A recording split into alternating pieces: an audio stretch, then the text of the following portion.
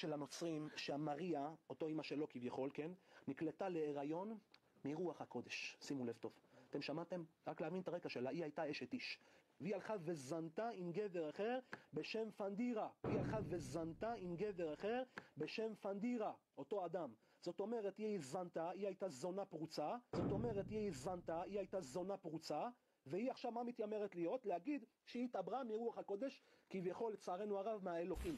אותה מרים הייתה מאורסת ליוסף הנגר, אבל לא הייתה נאמנת לו, היא ירתה מגוי בשם פנדירה, אבל לא הייתה נאמנת לו, היא ירתה מגוי בשם פנדירה. עם ישראל גם יודע את שמו של אביו של ישו, והיא ילדה את הילד הזה. ואת ישוע עצמו קוראים לו בתלמוד בכמה מקומות בן סתדה. אז יש לו כמה שמות, בן סתדה, בן פנדירה, ישוע הנוצרי, זה השמות שישו מקבל בתלמוד. לפי התלמוד, שבעצם גם הנוצרים אומרים שאצלכם הוא מוזכר ובגלל זה הייתה השרפה. Segunda pregunta, ¿quién fue Jesús para el judaísmo? Bien, Jesús fue judío, el Talmud llega a mencionar de él, él nació, vivió y murió como judío, existió y estudió la Torá, pero para el judaísmo no fue ni Dios, ni Mesías, y ni siquiera un profeta.